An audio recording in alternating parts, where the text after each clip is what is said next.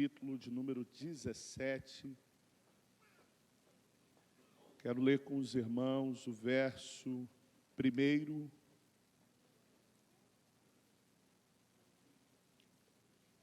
ao verso de número 9. Primeiro livro dos Reis de Israel, capítulo de número 17, verso 1 ao verso de número 9. Muito feliz, alegre e honrado pelo Senhor em poder retornar a esta casa de oração, nesse ambiente profético dominado pela presença maravilhosa do Espírito Santo. Essa noite está carregada da presença dEle. Alegria poder estar aqui. Minha gratidão ao pastor Marcos Gregório, esse príncipe de Deus, o anjo que o Senhor plantou neste lugar para cuidar desse rebanho. Primeira dama, pastora Cristina Gregório, muito obrigado pelo carinho de sempre e pela oportunidade de estar neste altar profetizando a palavra do Senhor. Inúmeros pastores, amigos aqui desta casa, pastor Aníbal, pastor Marcelo Felipe, pastor, Deus continue abençoando a cada um, pastor Roberto, pastor Jomar, vi ali um dos príncipes desse Brasil, pregador, pastor Jefferson Coelho, e também aqui à frente, pastor Elias. Estou acompanhado também de minha esposa, Sônia Maria de Souza Chagas de Araújo, e que bênção, o meu milagre está aqui, amém? Vamos completar 19 anos casados para a glória de Deus. Gostaria que você aplaudisse ao Senhor pela vida dela.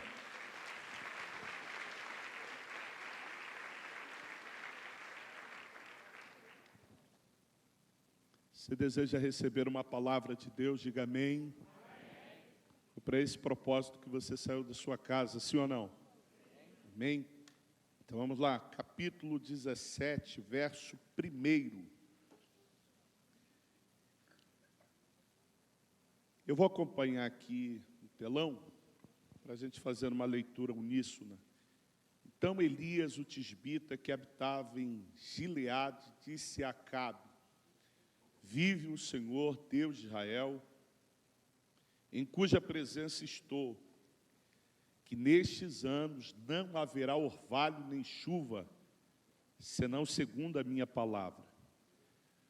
Verso de número 2. Depois veio a Elias a palavra do Senhor dizendo, verso 3, retira-te daqui e vai para a banda do Oriente e esconde-te junto ao ribeiro de Querite, que está ao oriente do Jordão.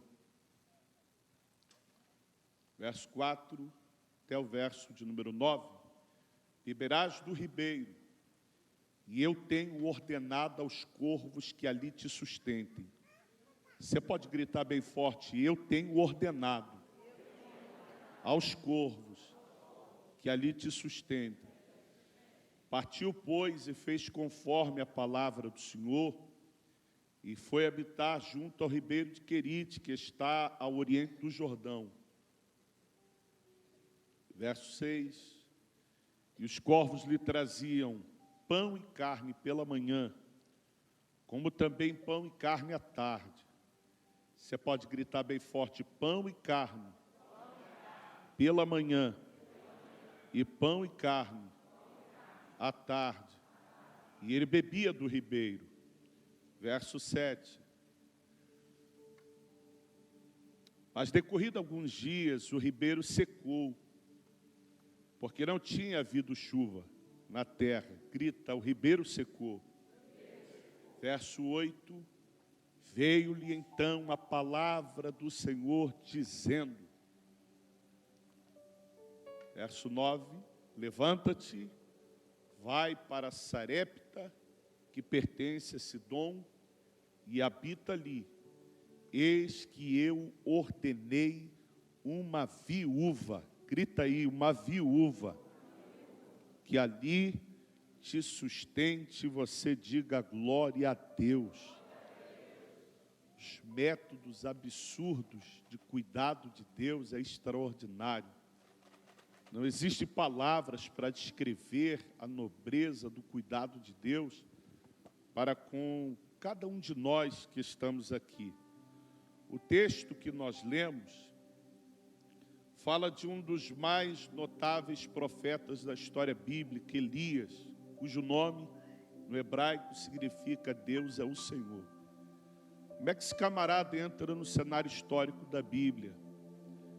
O Reino Norte de Israel está vivendo um tempo de afastamento espiritual, um tempo de profundo desvio, está vivendo um caos porque Acabe se aliançou, casou com a sua esposa Jezabel, filha de Etibaal, e agora eles estão implantando a idolatria no Reino Norte. A idolatria cujo principal divindade está sendo cultuada neste tempo, Baal, era o Deus da fertilidade, o Deus da produção, o Deus da prosperidade. E eles estão adorando a Baal, reconhecendo Baal como Deus. E Deus viu, não gostou, porque o único digno de ser adorado é o indivisível, o absoluto, o grande, o tremendo, o nosso Deus, o Deus dessa casa. E enquanto Baal está sendo adorado, Deus está vendo, não gostou, levantou então o profeta Elias para confrontar o falso culto, o culto aos deuses estranhos. Em Samaria, erguido um templo de adoração a Baal, e Deus está enojado com o culto que está sendo oferecido a Baal. E Baal está sendo reconhecido como toda a produção, fertilidade, crescimento, prosperidade. Baal está sendo reconhecido. Deus não está gostando. Então Deus levanta o profeta Elias, e o profeta Elias vem confrontar essa adoração. E a palavra de Elias a Acabe é esta: segundo a minha palavra, não vai chover na terra de Israel por esses anos. Não haverá chuva e não haverá orvalho. Isso aqui é um confronto muito sério. Por quê? Porque agora Baal não pode contradizer a profecia liberada por Elias. Não vai chover na terra de Israel. E aí, eu libero já a primeira palavra. A terra respeita e obedece aquilo que o céu determina. O céu determinou, fechou os céus, não vai chover. A terra respeita. E dentro de uma sociedade onde o predomínio é a agricultura, o plantio, a ausência das chuvas agora é um problemaço.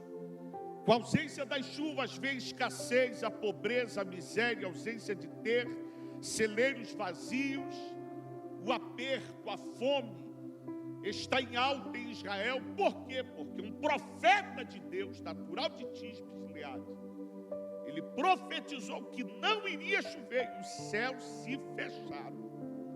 Mas o interessante é que tem um profeta que acabara de profetizar e ele está inserido neste ambiente de crise.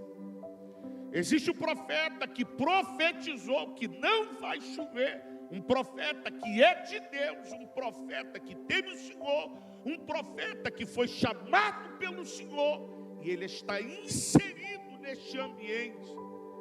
Só que depois dele profetizar que a crise se levantaria, Deus fala com ele: retira-te daqui e vai para junto do ribeiro Querite, porque a terra vai respeitar o que o céu já determinou. A terra vai respeitar, e a partir da palavra que o céu liberou, que haverá seca, fome, escassez, pobreza, miséria, a terra respeita o que o céu determinou. E aí eu tenho um profeta que é meu, que me serviu, que falou a minha palavra, e eu preciso cuidar desse profeta. Vá para junto do ribeiro Querite, lá você vai beber das águas do ribeiro. E eu já ordenei em todo tempo de crise os corvos levarem pão e carne pelo amanhecer e pelo entardecer. O mundo vai estar em crise, mas a tua casa abençoada O mundo em crise, a tua casa prosperando. O mundo em crise, a tua casa crescendo.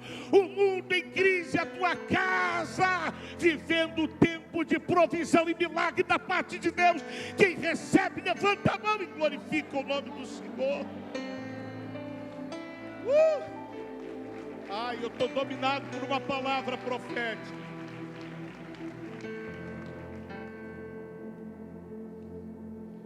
Eu estou dominado por uma palavra profética. Eu estava orando ao Senhor pedindo confirmação sobre o que liberarmos essa noite aqui. E o Senhor confirmou esta palavra em meu coração. O Senhor está dizendo: o Elias, fique tranquilo, porque todo tempo, todo período de crise eu vou enviar corvos para te alimentar com pão e carne. Pão e carne. A crise não vai te matar. Pão e carne. Pega essa daqui, meu irmão, liberando o melhor, glória a Deus, nessa reunião. O que é? A terra não pode produzir, porque o céu já decretou fome, seca, escassez. Só que o céu está dizendo: a terra não produz, mas eu vou fazer por você aquilo que a terra não pode fazer. Eu saltaria desse banco. Eu vou fazer por você o que a terra não pode fazer. A terra não pode produzir, mas eu vou cuidar da tua casa. Eu vou cuidar da tua família. Eu vou cuidar dos teus negócios. E aí, pastor, o que o Senhor vai fazer? O que Deus vai fazer? Ele vai enviar os corvos pelo amanhecer e pelo entardecer. Em outras traduções, anoitecer. E aí, eu fui pegar essa expressão aqui, a ideia dessa ave corvos. Por que Deus não utiliza qualquer outra ave, qualquer uma garça, qualquer pardal, qualquer outra ave para alimentar o profeta Elias? Por que Deus não usa a águia, o pardal, a pomba, a andorinha? Qualquer outra ave vai utilizar-se de uma ave que é considerada uma ave imunda para alimentar o profeta. A primeira verdade é que Deus sabe trabalhar. A primeira verdade é que Deus sabe trabalhar. A primeira verdade é que Deus sabe trabalhar. E a forma que Deus trabalha, Ele não precisa ditar para nós. Ele trabalha da forma que Ele quer. Pão e carne pelo amanhecer e pão e carne pelo entardecer. Aí eu fui pegar essa expressão corvos. Pegue isso aqui. Se alguém tiver o recurso do texto e puder liberar para mim, Jó capítulo de número 38. Jó capítulo de número 38, verso de número 41, se não me falha a memória. Eu vou abrir aqui o texto, Jó capítulo 38. Por favor, tem como colocar para mim no telão aqui o texto? Jó capítulo 38, verso de número 41. Acertei. Olha cá. Ô Jó, deixa eu te fazer uma pergunta. Quem prepara para os corvos o seu alimento? Quem prepara para os seus filhotes o seu alimento quando eles gritam de manhã e noite, desesperadamente por alimento? Quem é que cuida deles? Quem é que alimenta eles? Quem é que alimenta os filhotes dos corvos quando eles desesperadamente procuram por alimento? Deixa eu fazer você entender isso aqui. É que essa ave é uma ave extremamente egocêntrica. É uma ave que se preocupa consigo e não se preocupa com ninguém mais além de si mesmo. É uma ave que se preocupa com a sua própria subsistência, sem se preocupar com a prole que acabara de gerar.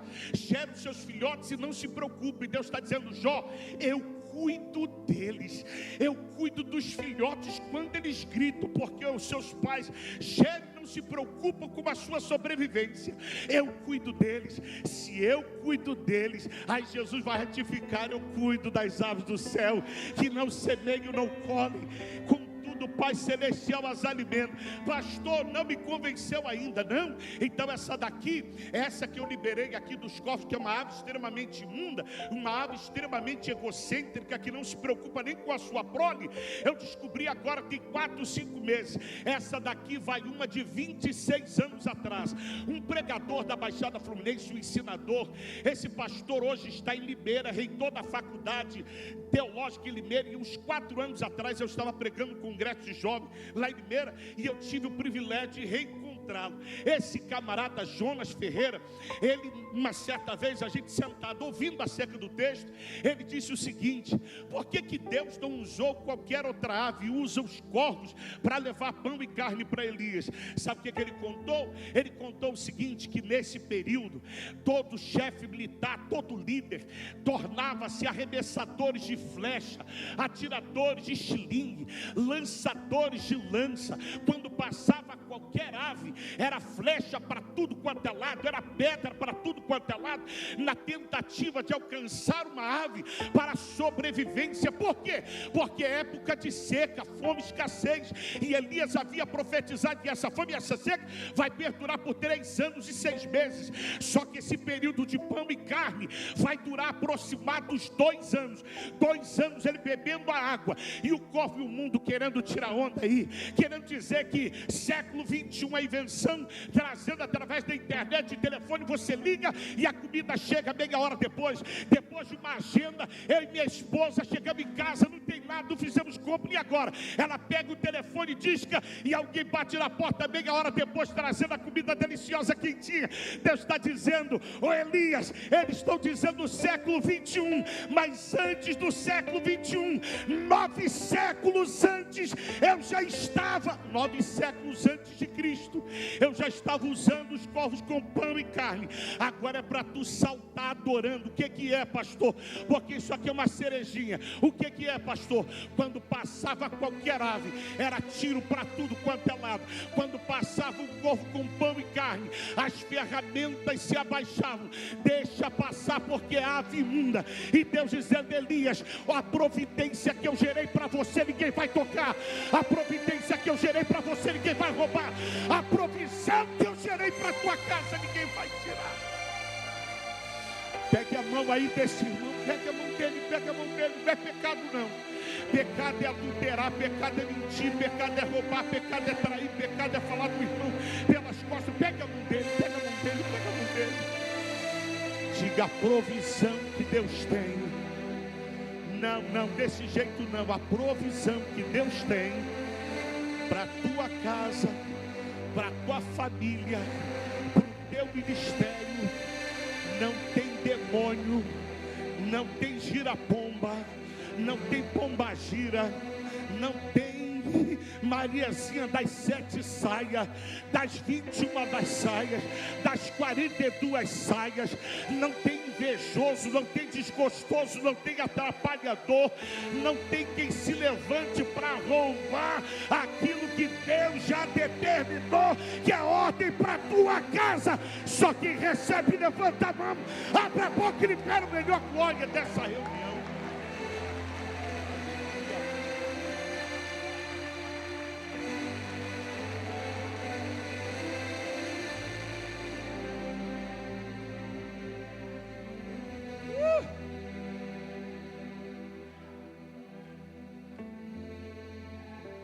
O que está valendo nessa noite não é o que a terra está dizendo: crise, fome, escassez, pobreza e miséria. Porque isso é para quem cultua Baal, quem está na jornada de 40 dias, quem veio na quinta-feira de milagre, está dizendo: Satanás, sai da minha frente, porque esse será o meu melhor tempo de provisão, de cuidado de Deus, e ninguém vai roubar esse tempo de Deus para a minha história. Pão e carne, pão e carne. Alguém definhando, pão e carne. Alguém morrendo, pão e carne. Alguém em colapso, pão e carne. Alguém em desespero, pão e carne. Alguém em depressão, pão e carne. Alguém em síndrome de ansiedade, e tu, pão e carne. Pão e carne. E a provisão de Deus não falha, pastor Roberto. Pão e carne, todos os dias, pastor Aníbal. Pão e carne.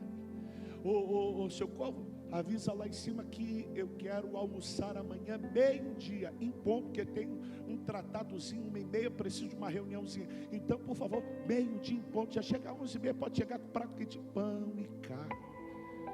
Não falha a provisão de Deus. Não falhe ao cuidado de Deus. Não falhe à resposta de Deus. A terra obedece o que o céu determina, e quando Deus quer cuidar de um filho seu, não tem terra em crise que venha impedir o cuidado de Deus. Você está recebendo a palavra? Você está recebendo a palavra?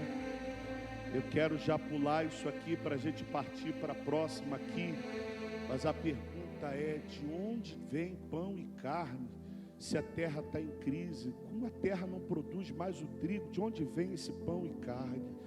De onde vem pão e carne? De onde os corvos tiram pão e carne? Sabe o que Deus disse para mim? Enquanto a terra grita crise, o céu está transbordando os celeiros dos céus. Não, você não pegou, lá em cima tem.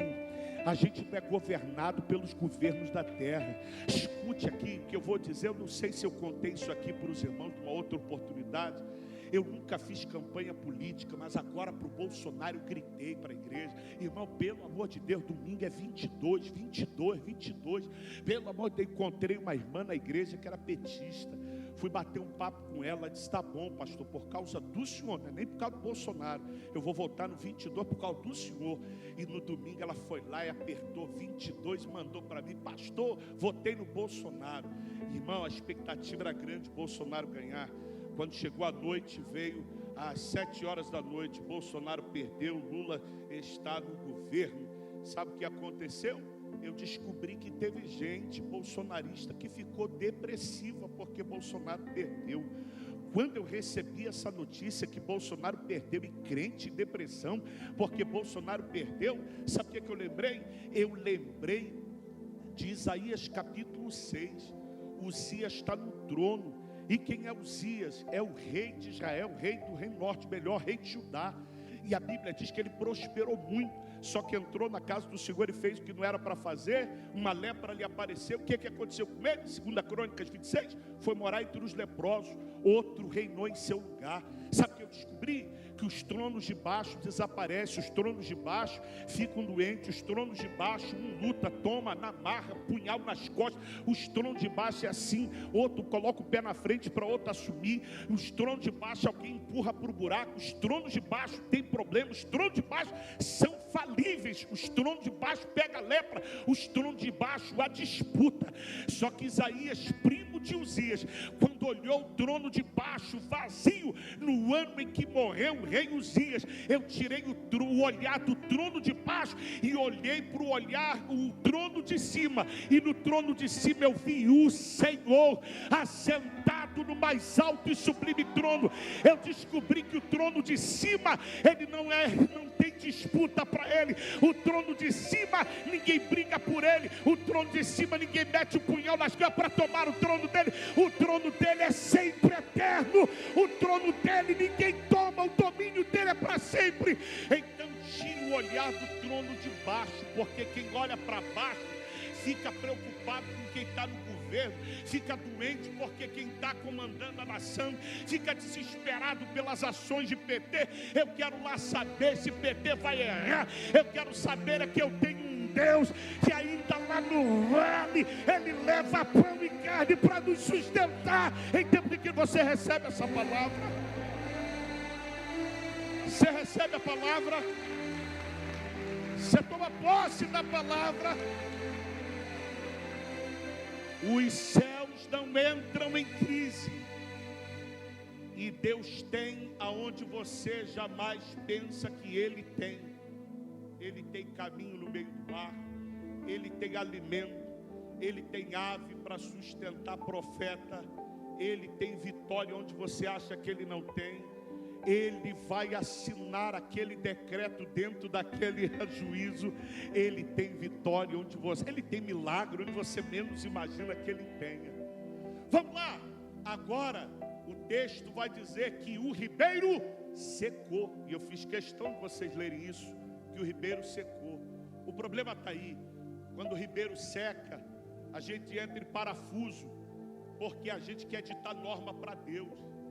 A gente quer falar como Deus deve trabalhar, porque bom seria se Deus desse continuidade ao processo que estava dando certo no tempo anterior.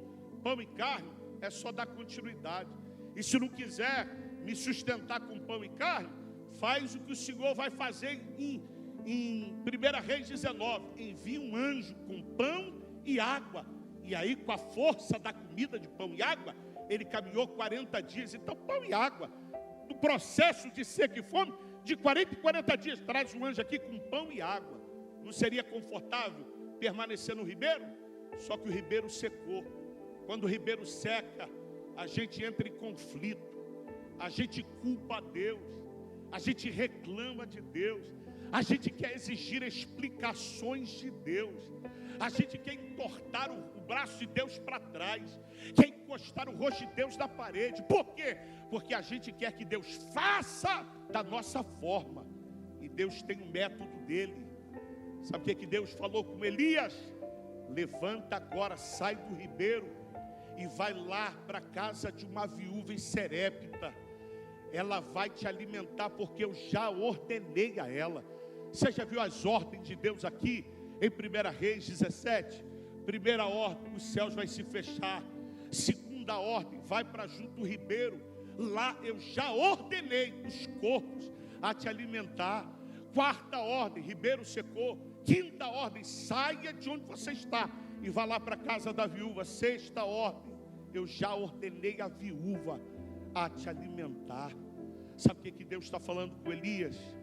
Chega de experiências passadas e repetidas. Eu quero te conduzir a novas experiências. Saia desse ribeiro, está confortável demais. Vai agora lá para a casa da viúva. O que é isso, pastor? Agora eu vou te colocar na dependência de homem. Você depende exclusivamente de Deus.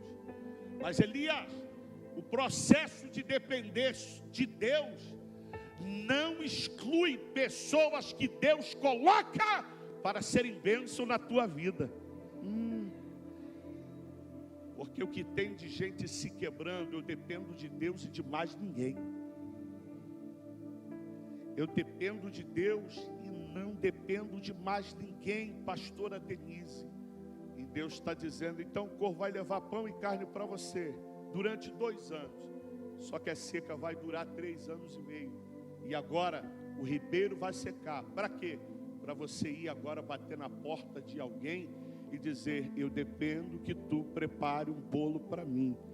Eu sei que o céu já determinou, mas existem pessoas da terra que precisam ser instrumentos de Deus para nos abençoar.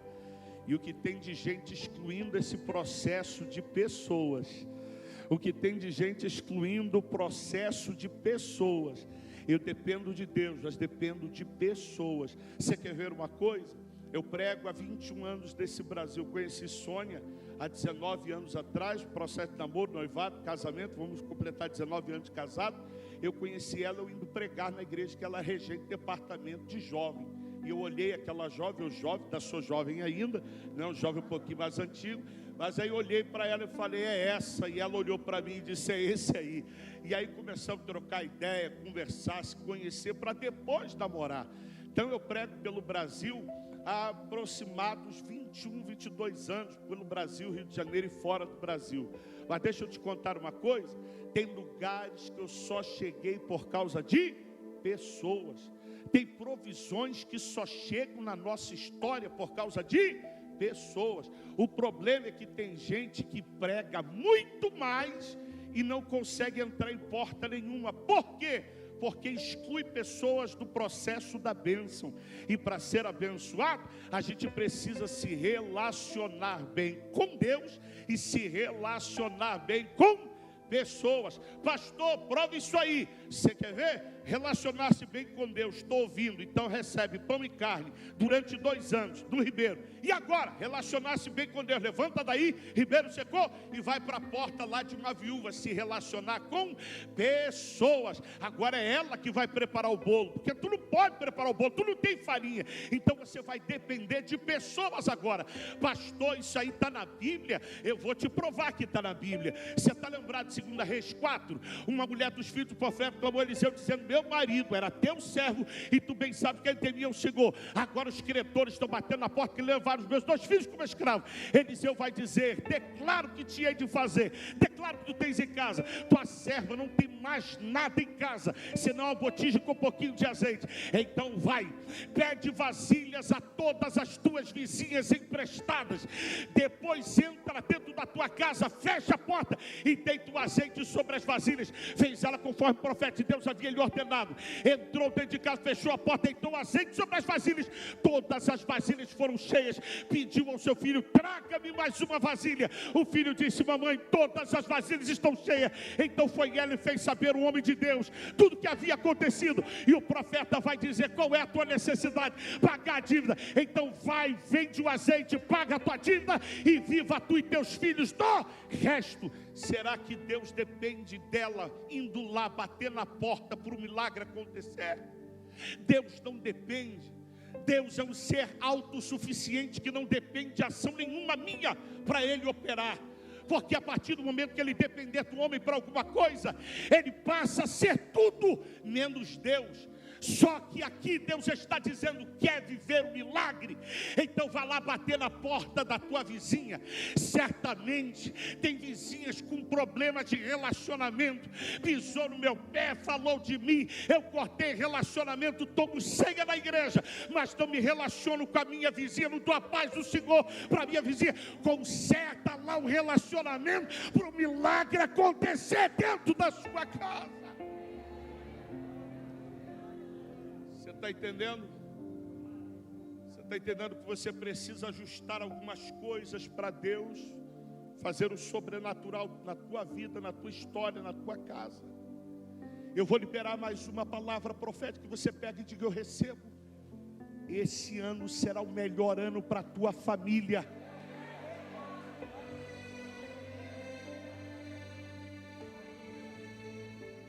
Levanta as 2 mãos, por favor. Esse será o melhor ano para os teus negócios. Será o melhor ano para a tua família. Será o melhor ano para a tua história financeira. Será o melhor ano de relacionamento com o Espírito Santo. Será o teu melhor ano. O resultado final é você vindo nessa casa dizer: todos os anos não superam esse ano, porque o que está acontecendo nesse mês de abril está marcando o meu ano de 2023. Eu abriria a boca para glorificar o nome do Senhor.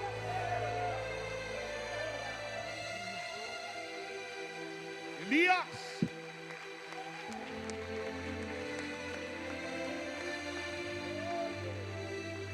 eu dependo de Deus,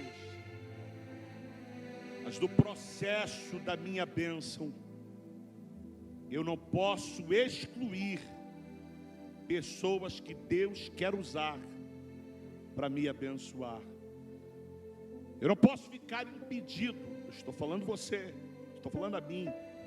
Nós não podemos ficar impedidos de ser abençoados por causa de relacionamentos quebrados, interrompidos. E quando eu falo disso, eu sinto o Espírito Santo me ordenando a falar algo aqui.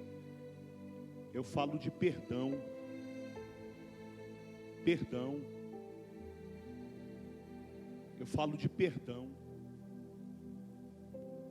Porque tem gente que vira 40 dias de oração, jejum, sobe o monte da convocação, não falta um culto, e a vida não anda, as coisas não acontecem, parece que o corvo não vem, parece que a provisão não chega.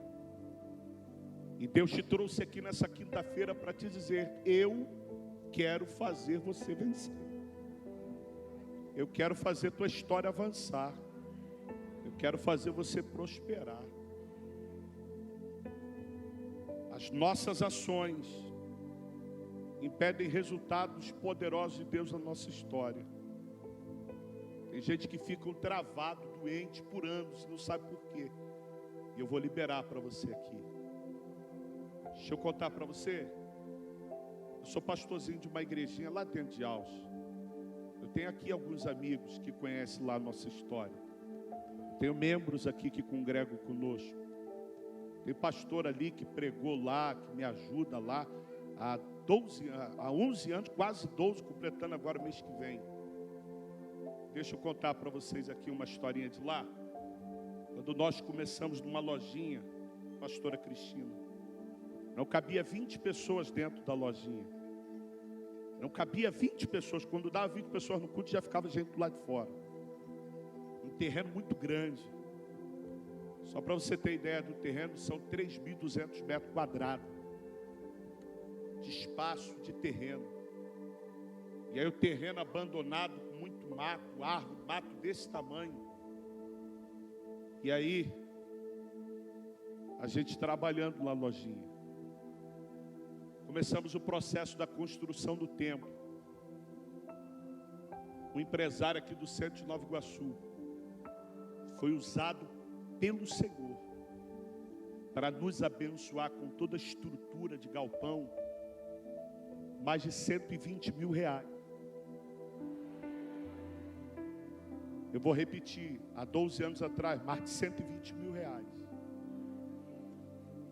E eu não tinha muito tempo de conhecê-lo e ele me conhecer, não congregava comigo, mas viu Deus em nós e foi instrumento para nos abençoar. Não me dava dinheiro, me deu a estrutura, pagou a empresa, a nota chegava, me deu todo o altar de granito, me deu janela, porta, mais de 120 mil reais. Isso há quase 12 anos atrás. Alguém para ofertar no ministério que ele não congrega, que ele não pertence, que ele não tem meses que me conhece, 120 mil reais, é alguém que tem pouco? É alguém que tem pouco? É alguém que tem pouco? Só um terreno dele, o Bob's e uma outra Bob's e aquela da Esfirra estava brigando, disputando, só a luva de aluguel do terreno, R$1 milhão. Só a luva, para eles construírem e ficarem pagando aluguel do terreno, R$1 milhão. Isso há 12 anos atrás. Um certo dia ele me convidou, mandou a secretária me ligar e pediu para me vir no escritório. Quando eu cheguei no escritório, ele me levou numa sala que eu nunca tinha entrado. Uma sala gigante, poltrona. Sentei na mesa e ele começou a abrir o coração. Ele disse: pastor, eu tenho 3 filhos, 2 trabalham comigo, um está em Bauru. E esse filho me gerou 2 netos.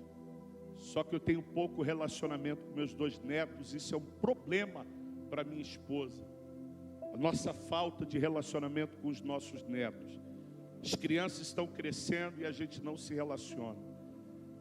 E os olhos dele começaram a encher de lágrimas. Ele começou a contar o problema que ele tivera com a nora. E esse problema com a nora interrompeu o relacionamento da família. Manteve distância por causa da nora. O filho mora lá com os 2 filhos, com a esposa. E ele aqui com a esposa, seus 2 filhos que já estão casados, já tem família, trabalhando na empresa, porém não tem relacionamento com os netos por causa da nora. E ele começou a contar aqueles problemas, dificuldades da família, e eu comecei a ministrar para ele perdão, abrindo o texto e falando para ele perdão. Pai nosso que estás no céu, santificado seja o teu nome. Aí na hora do perdão eu disse para ele, o Senhor disse o seguinte: perdoa, nos ensinando a orar, perdoa as minhas dívidas, assim como nós já perdoamos aqueles que nos devem. Então, depois de Cristo, o perdão que eu quero de Deus deve ser modelo daquilo que eu já exerci na vida do meu semelhante.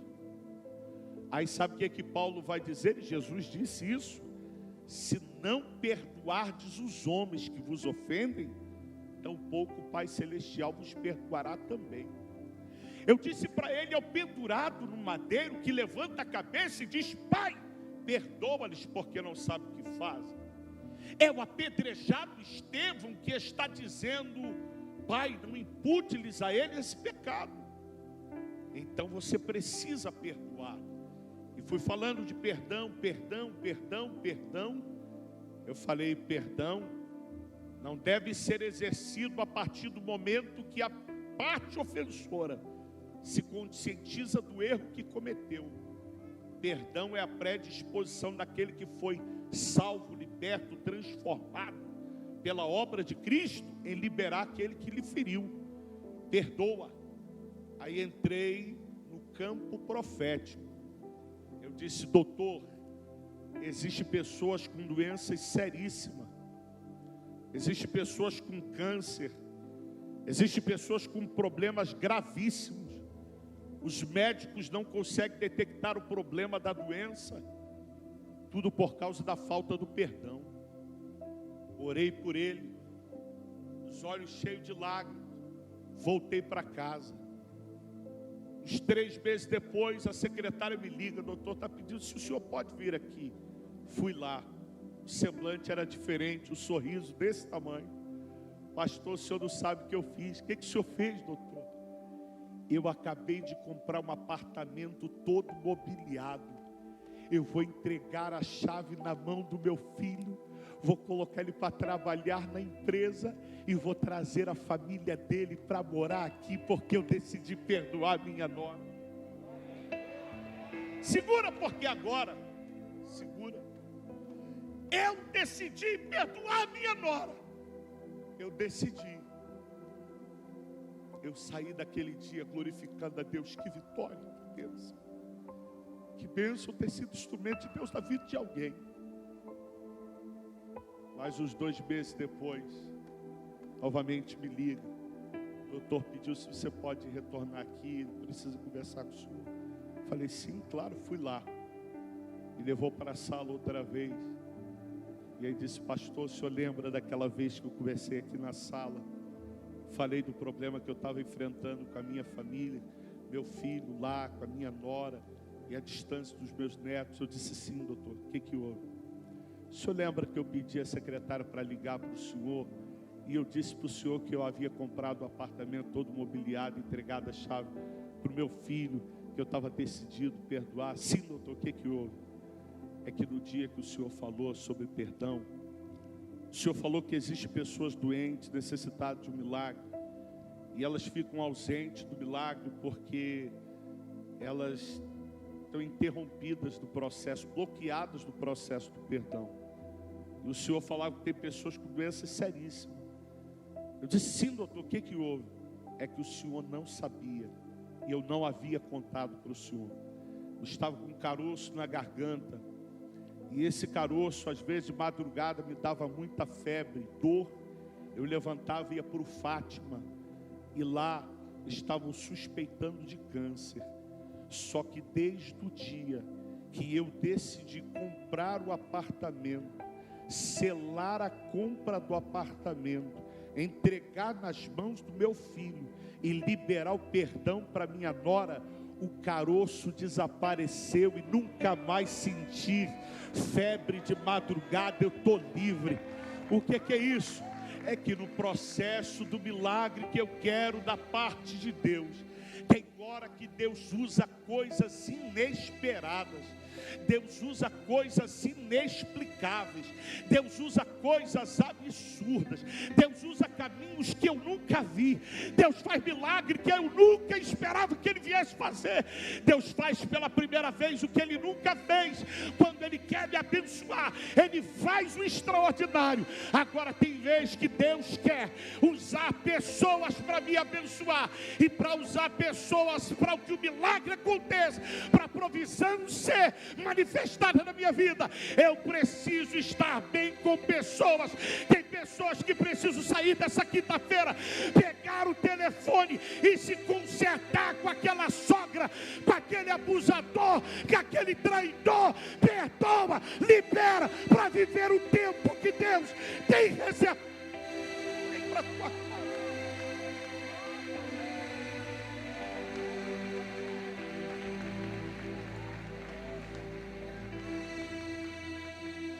estou liberando a palavra de Deus ao teu coração. Debaixo de oração, essa palavra eu estou liberando ao teu coração. Deus não depende de você para operar, mas Ele quer ver coisas saindo de dentro de você que precisa sair, para que você venha viver tudo que Ele tem para você viver. Você não pode estar preso àquela traição mais, libera. Pastor, eu já estou longe, liga e diz: eu te perdoo. Aquele abusador, perdoa. É melhor perdoar do que ficar carregando doença. É melhor perdoar do que ficar anos virando ano pedindo: Deus, me livra dessa enfermidade. E essa enfermidade vai sair agora. Vai sair hoje debaixo dessa unção profética. Você acredita no poder da palavra? Então libera a glória para o nome do Senhor. Allah, suijore calamacheia. Uribicanta labachuijo menehas. Tem portas que vão começar a se abrir a partir desse perdão, a partir dessa liberação para aquela sogra, para aquela ofensa. Tem portas que vão começar a se escancarar diante dos seus olhos. Tem coisas que não aconteciam há anos, vai começar a acontecer debaixo de tuas decisões. Vai lá na porta da vida. Eu estou ensinando para o meu povo, o Senhor, que no processo da minha bênção em tempos de crise, você precisa depender de Deus. E depender de Deus, Ele faz o extraordinário. Ele faz o caminho que a gente jamais imaginaria que Ele fizesse. Mas tem hora que Ele nos manda bater na porta de alguém e entender que a gente precisa de pessoas também. Pastor, isso aí é bíblico. Se você não saltar com essa daqui, meu irmão, tu está liberado para voltar para casa, para debaixo do edredom. Porque essa daqui é para tu saltar com melhor, glória a Deus. Jorge, toca daí de baixo, aquela mesmo, aquela que o louvor cantou, aqui a galera cantou, que o último louvor, cadê aquela galera? Isso, o último louvor, toca outra vez. Mas essa daqui é para tu saltar, para tu adorar, e eu caminho para a reta final para nós orarmos. O que é, pastor? Eu estou falando de pessoas. Você quer ver uma coisa? Redobre a sua atenção agora, porque isso aqui é chave para a tua história. Isso aqui é chave para a tua história. Eu liberei isso aqui lá na igreja para uma mulher há 10 anos atrás. A história dela virou. Tua história vai virar. Escute isso aqui. Escute isso aqui. Pastor, o senhor está falando de pessoas? Sim. João capítulo 5. Há uma festa entre os judeus. Jesus sobe a Jerusalém por ocasião dessa festa. 3 festas exigiu que os judeus rumassem para Jerusalém: Páscoa, Pentecostes, Tabernáculo. Provavelmente uma dessas festas está acontecendo. E Jesus foi. Ele chega ao tanque.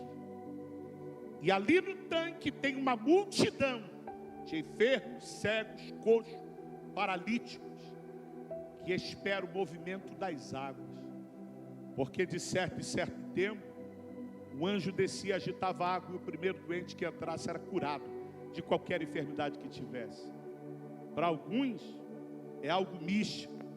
Eu estou falando a literalidade do texto. Jesus chega ali e conhece, vê um homem, sabe que aquele homem está nesse estado há muito tempo. É um homem com deficiência, paralítico. Jesus olha para ele, quer ser curado. Ser sincero, 38 anos não é o tempo de espera, não é o tempo de fé, é o tempo da deformidade. Queres ser curado? Qual seria a tua resposta? Qual seria a tua resposta?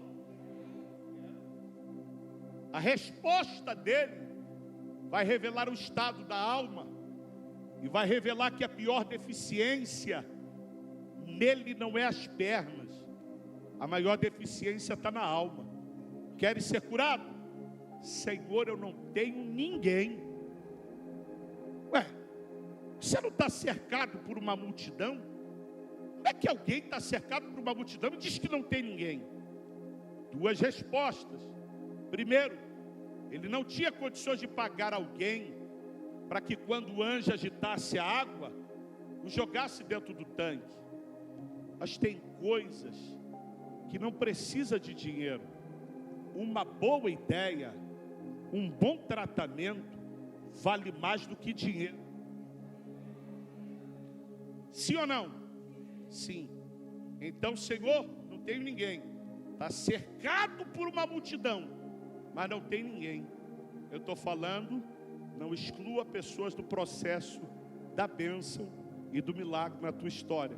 Dependemos de Deus, mas dependemos de pessoas, e boas pessoas, para que a gente alcance lugares que jamais os nossos pés conseguiriam chegar. João 5, não tenho ninguém.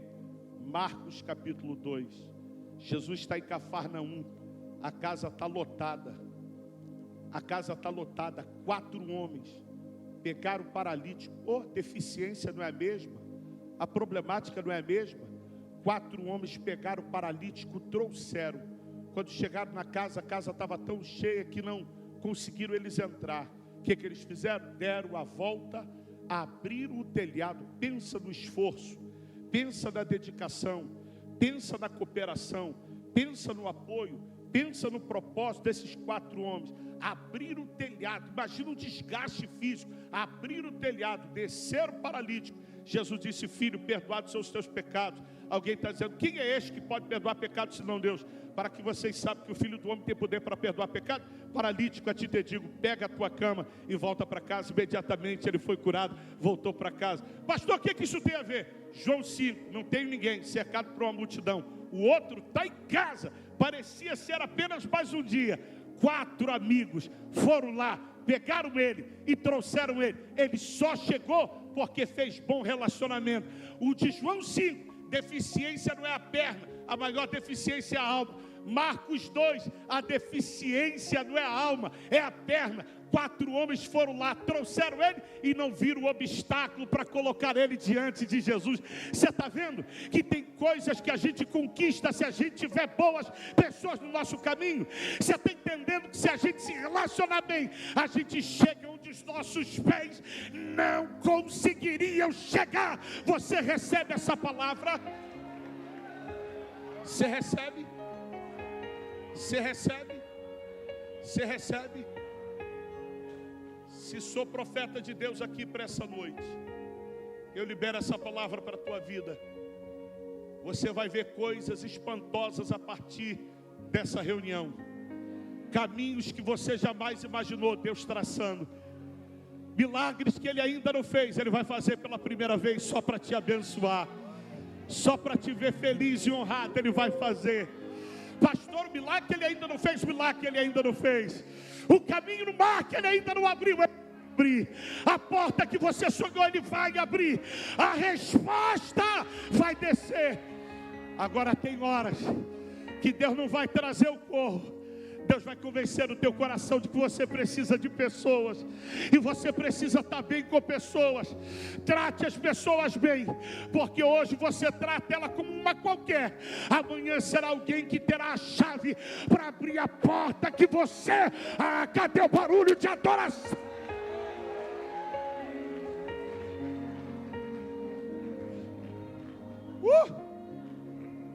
Pegue a mão aí desse campeão rapidinho. Pega a mão dele. Diga para ele, diga para ela: me trata bem, tá?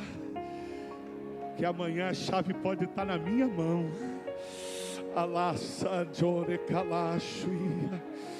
Diga: trate as pessoas bem. Libera quem te feriu, libera quem te machucou.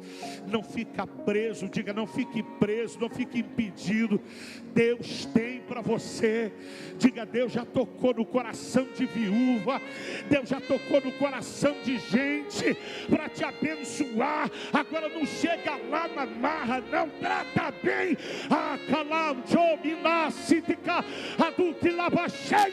Só quem está recebendo a palavra.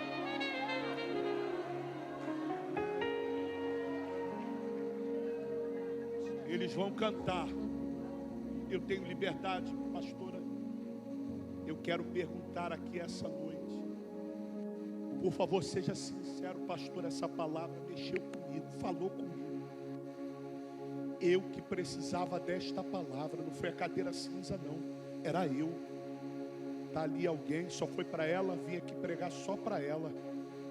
Eu gostaria que você viesse colar aqui com o altar. Eu quero abençoar a tua vida. Eu quero abençoar a tua vida. Saia correndo do teu lugar. A gente tem pouco tempo. Mas venha correndo aqui para o altar. Não tenha dificuldade não. Eu não estou preocupado com o que vão me ver, com o que vão falar. Eu estou preocupado em sair daqui melhor do que eu entrei. Eu quero sair daqui liberado para viver o que Deus tem para mim. Eu quero sair daqui desimpedido. Vocês podem soltar a canção. Enquanto eles soltam a canção, vocês vêm. Vem que eu quero orar por você. Eu quero abençoar a tua casa. Eu quero orar pela tua vida, pelo teu ministério. Pode liberar aquela mesmo. O fogo não me queima, nas águas não vou afundar. Tudo vai mudar. Pois estás comigo. Tudo vai mudar. Não estou sozinho. Eu estou guardado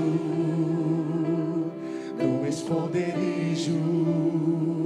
Venha. Não estou sozinho. Cadeias vão se quebrar. Estás comigo.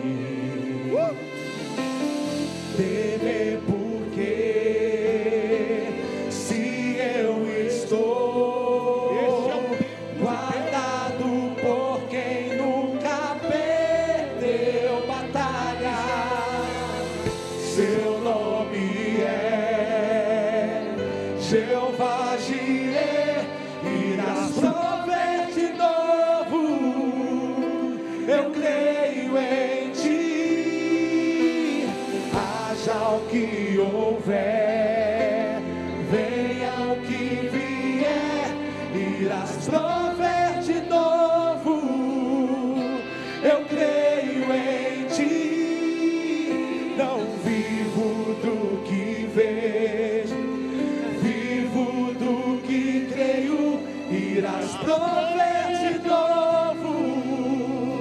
Eu creio em ti.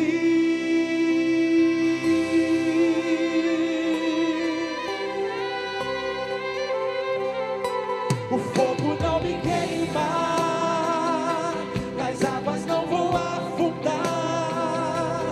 pois estás comigo, não estou sozinho. Eu estou guardado no esconderijo, não estou sozinho.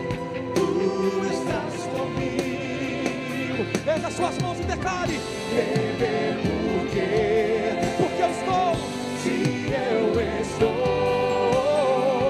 guardado por quem nunca perdeu batalha. Seu nome é Jeová Jireh, irás prover de novo. Eu creio em ti, haja o que houver, venha o que vier, irás prover de novo. Eu creio em ti, não vivo do que vejo, vivo do que creio, irás prover de novo. Levante as suas mãos e declare: a tempestade e o vento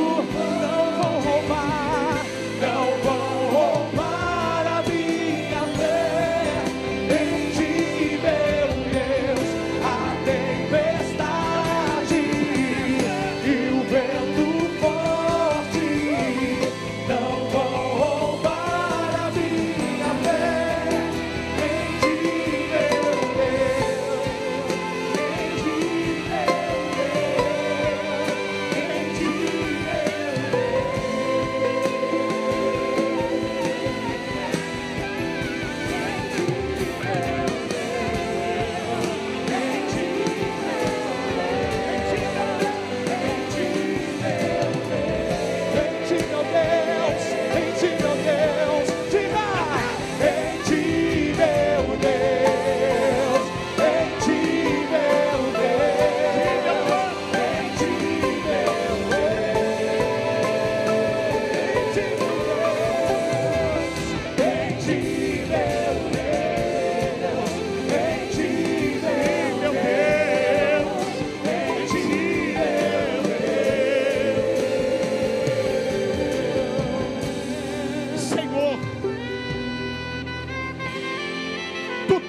faz o milagre aonde o homem não pensa que o Senhor tem.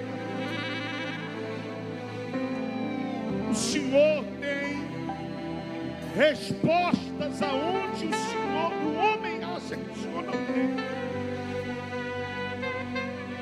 O Senhor tira dinheiro da boca de peixe. O Senhor abriu caminho no meio do mar. O Senhor fez uma multidão ser alimentada através de 5 pães e 2 peixes. Ah, meu Deus. O Senhor tem caminhos, tem milagres inexplicáveis. Não tem como explicarmos a forma do Senhor trabalhar. Mas essa noite profética, nós entendemos que a nossa total dependência deve ser do Senhor. E é o Senhor que dá ordem, é o Senhor que determina. E quando o Senhor determina, a terra respeita. Quando o Senhor determina, os anjos do céu obedecem. A viúva respeita, até as aves do céu tem que trazer o alimento quando o Senhor determina. Nessa noite profética, ó Deus, os teus filhos entenderam a tua palavra, estão diante do altar, porque entenderam que a total dependência é do Senhor, e que o Senhor há de abrir caminhos, fazer da tua forma. Agora tem gente no altar, entendendo também, ó Deus, que no processo do milagre, no processo da bênção, no processo para viver o extraordinário do Senhor, nós precisamos estar bem com pessoas. E para estar bem com pessoas, às vezes temos que ceder razão, perdoar, abrir mão, perder mesmo, para não ficar impedido e bloqueado de viver o milagre da campanha. Nós queremos viver os resultados profetizados desse altar. Os teus filhos querem viver os resultados daquilo que foi liberado profeticamente. Pai, que inicie-se hoje um tempo absurdo de sobrenaturais. Não porque eu vim aqui nesse lugar pregar, mas porque a decisão do Senhor é esta. Então, Espírito Santo, eu quero lhe pedir uma coisa: confirme esta palavra, confirme agora, arrancando essa raiz cancerígena, para que já no domingo, na Santa Ceia, haja testemunho. Meu Deus, abre essa porta que há anos essa mulher está pedindo. Faça esse milagre, olha aí, meu Pai. Traga essa vitória, traga essa resposta. Meu Deus, marque essa noite, meu Pai. Marca essa noite. Marca essa noite.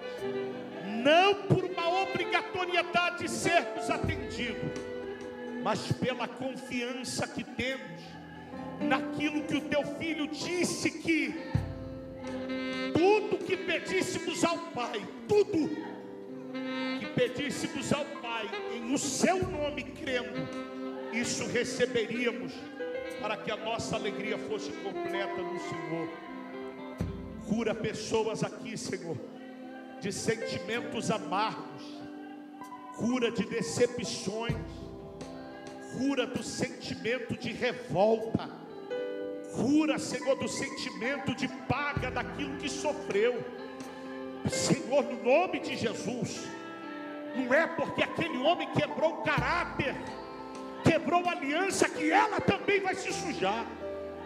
Guarda o coração da tua filha e faça ela viver o milagre que o Senhor tem. Eu oro assim, meu Deus. Estou certo, ó Senhor, de que o Senhor operará uma obra mais excelente do que lhe pedimos. porque pedimos ao Pai no nome de Jesus. E a igreja grita bem forte. Olhe para cá, volta não, olhe para cá. Olhe para cá. Pessoas em lágrimas aqui. Só quem poderia fazer isso é o Espírito Santo. Só que eu não posso deixar vocês voltarem sem fazer uma pergunta primeiro a vocês e depois a eles. Tem alguém aqui entre vocês que precisa da provisão, mas está dizendo muito mais do que a provisão? Eu quero sair daqui de volta nos braços do provedor, porque de nada adianta uma provisão sem o provedor. Eu preciso mais do que o milagre, ter o autor do milagre na minha vida. Será que tem alguém? É só tu fazer um sinal assim: eu estou aqui, eu estou voltando, pastor. Estava longe, estava afastada, mas estou voltando. Faz um sinal assim: eu quero te ver. Tem alguém? Estou me reconciliando, eu estou aceitando hoje, estou me decidindo hoje, quero ser a igreja. Tem alguém? Não, pastor, eu só quero a provisão, não quero o provedor. Melhor do que a provisão será sempre o provedor. Tem alguém aí atrás? Tem alguém aqui na frente? É só fazendo um sinal assim. Glória a Deus. Então, levanta as suas mãos aos céus, se não há, levanta as mãos aos céus, mais alto que você puder. Você vai gritar aqui na frente, lá atrás. Grita bem forte: inicia-se hoje um tempo extraordinário de milagres na minha vida. Diga: eu não sei o que Deus vai fazer, mas até a ave Ele vai usar para me abençoar. E até viúva Ele vai tocar no coração para me abençoar. Porque este tempo é o tempo do meu milagre, da minha conquista. Esse ano não é um ano qualquer não. Esse ano é o melhor ano para minha família, para minha casa, no nome de Jesus.